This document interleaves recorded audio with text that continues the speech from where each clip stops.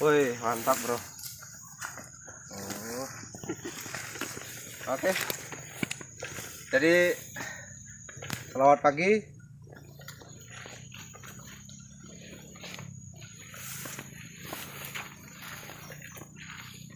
Oke, apa kabar kawan info milenial?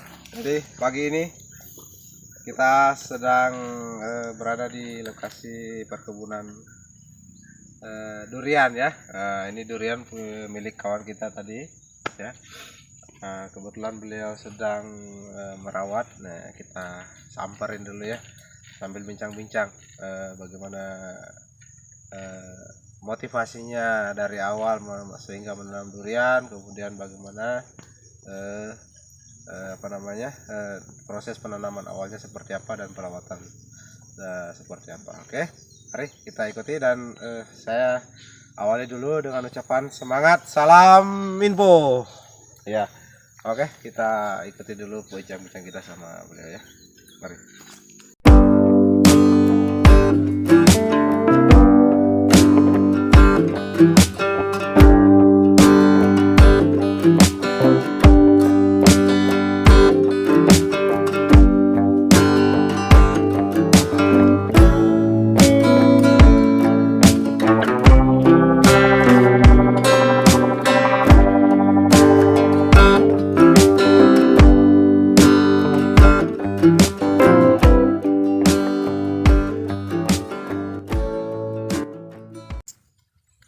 Oke bro, jadi tadi semprot apa ini? Spray pakai apa ini?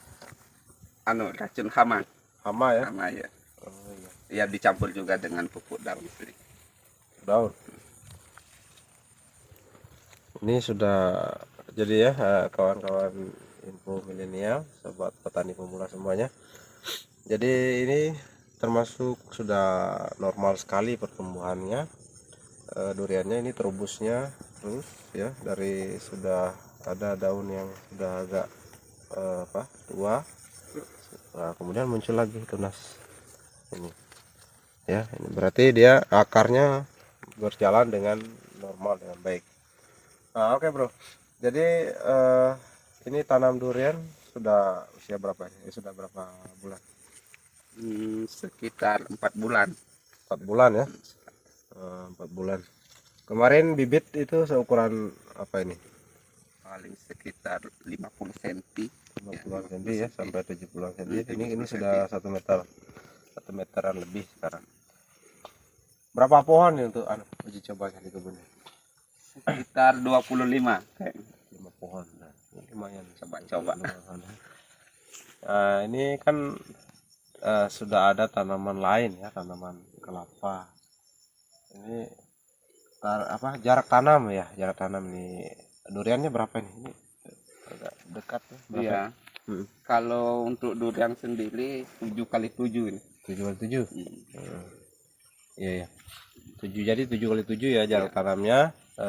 Sudah ada juga tanaman tumpang sarinya kelapa. Bagaimana targetnya, kok ada kelapa, ada gimana harapan ke depannya? Jadi misalnya supaya panen kelapa, panen durian sekalian gitu gimana? Tidak, awalnya memang kelapa yang ditanam duluan. Nah, setelah tanam kelapa, ingin tanam durian.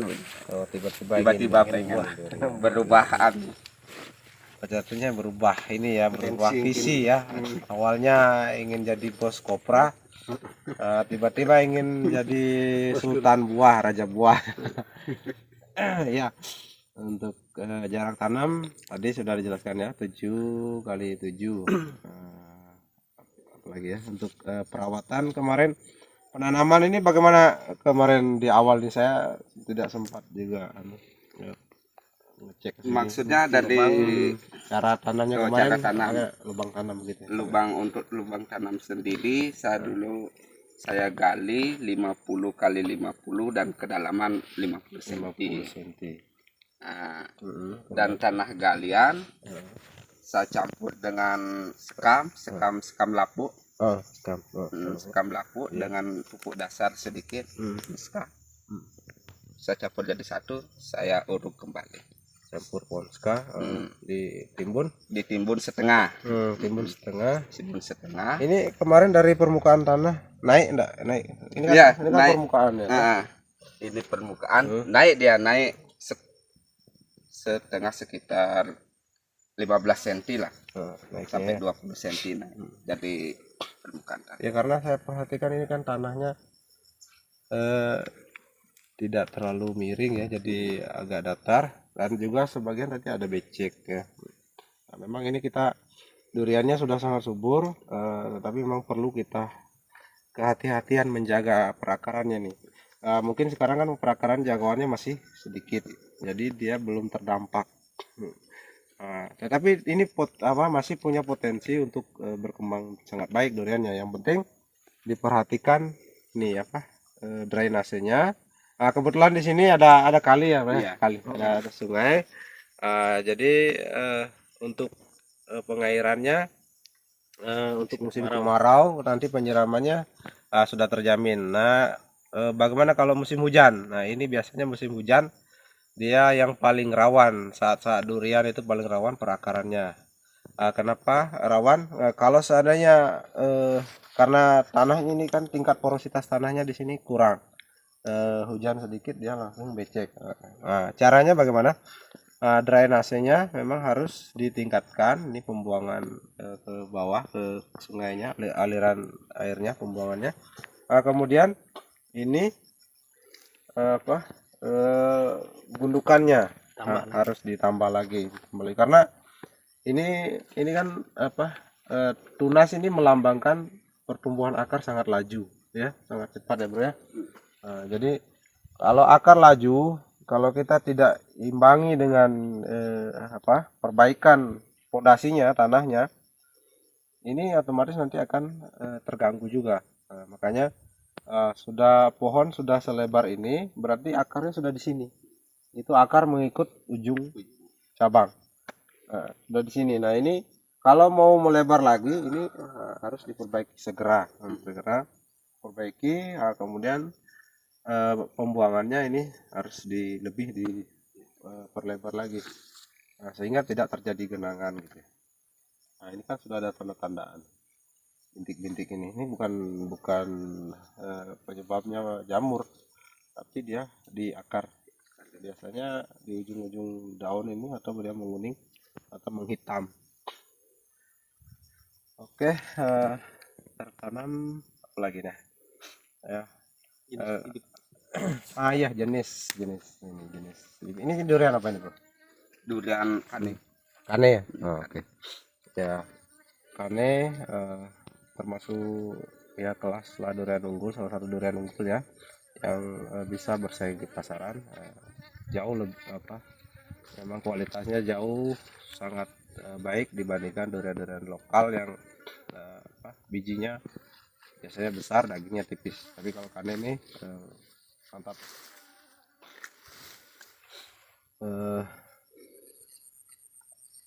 Ini ya Pak Guru gimana? Ya, ini kita juga ada kawan yang memang berminat sekali nanam durian. Gimana setelah melihat ini bro? Gimana? Iya, berminat ya. Akan ada semangat tak? Atau masih lesu ini mau menanam durian? Semangat, cuman lesu karena belum punya lahan saja. Kendala lahan masih ya. Kalau lihat dari perkembangan dan pertumbuhan durian, ternyata bagus juga di sini.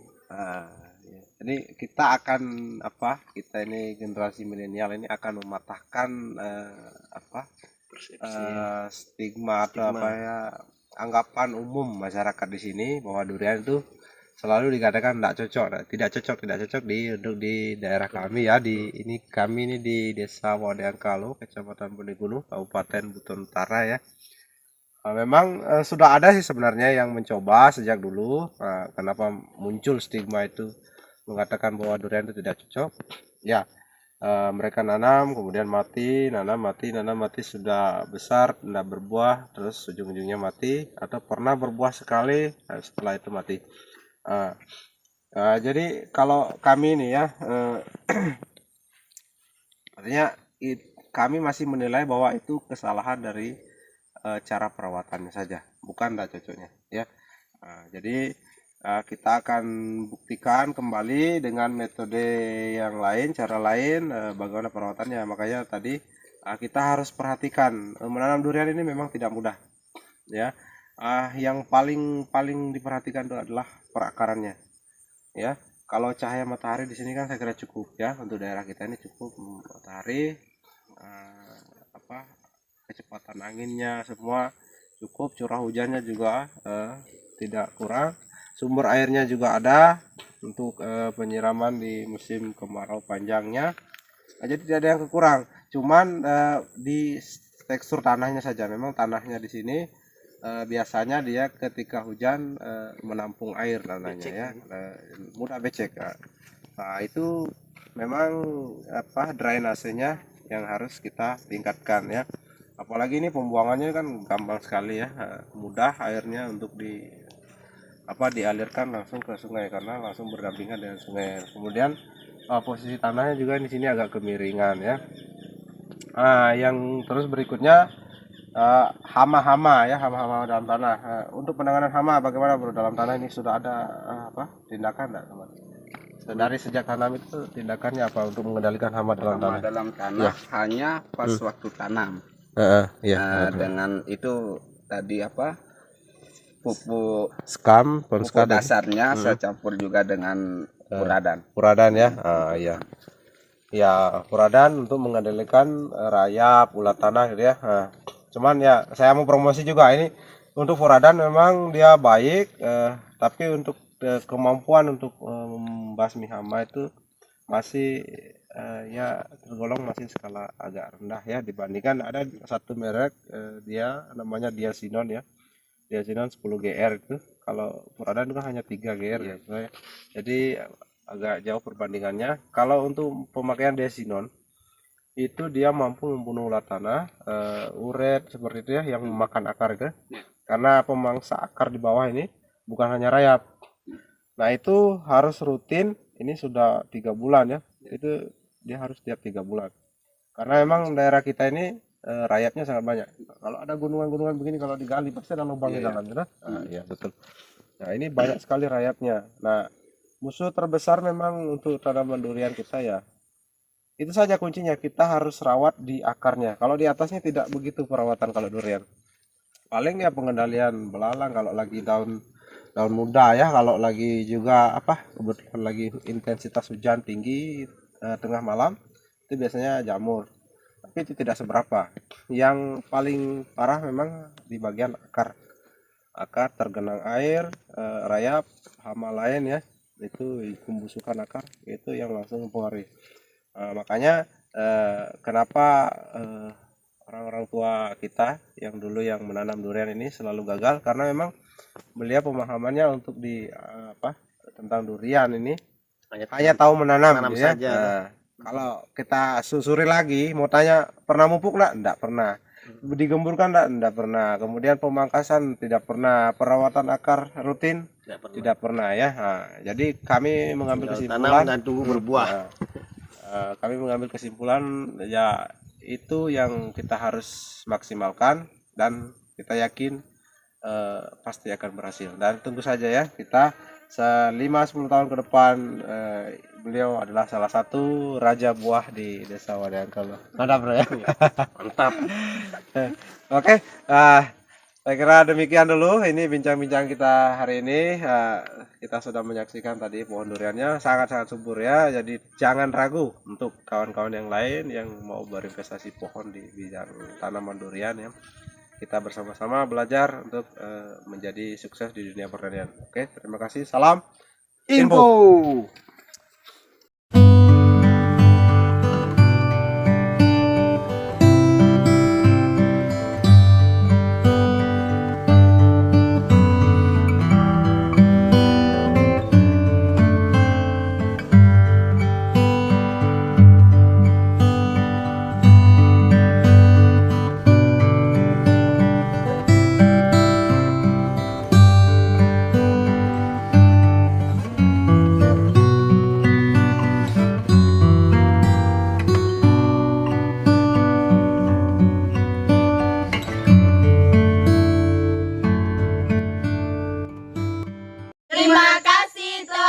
nonton Info Milenial. Jangan lupa subscribe, like, komen, dan share.